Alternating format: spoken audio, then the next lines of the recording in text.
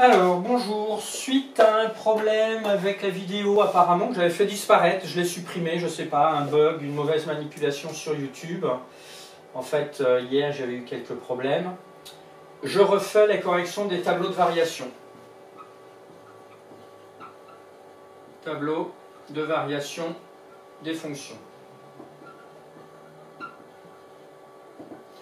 Alors, pour f, j'aurais pu le faire en vert pour identifier.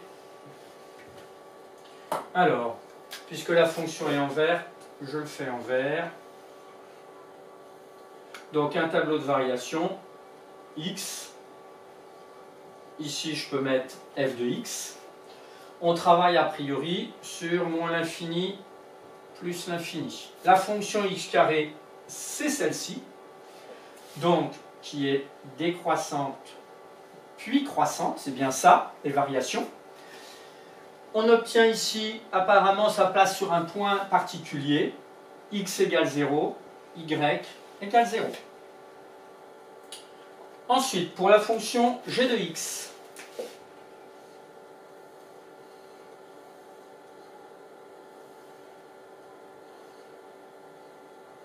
x, et c'est la fonction cube. Alors là, on pourrait marquer g de x, mais je peux marquer éventuellement x au cube. Alors, c'est cette fonction en rouge. Apparemment, elle semble toujours croissante. De moins l'infini à plus l'infini. Et éventuellement, vous pouviez rajouter un 0. Ici, elle semble passer par 0. Ensuite, la fonction h de x, en bleu, qui est la fonction inverse. X, je vais remettre h de x. Alors là, ça va peut-être être un peu petit.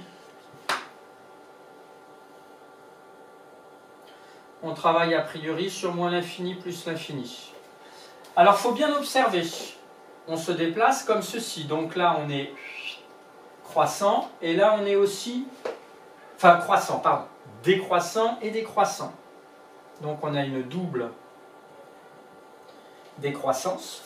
Et apparemment, il se passe quelque chose quand x égale 0. Là, c'est x égale 0. Alors, en réfléchissant un peu, tu pouvais deviner. Si on prend x égale 0 pour la fonction inverse, qui est 1 sur x, 1 sur 0, qu'en penses-tu? 1 sur 0, ça n'existe pas. Donc, en fait, 0 est une valeur interdite. Donc là, il fallait mettre une double barre. Et c'est pour ça que ici, ça semble descendre vers l'axe, mais en fait, ça ne touchera jamais l'axe des ordonnées, parce que x égale 0 n'a pas d'image, que ce soit vers le bas ou vers le haut.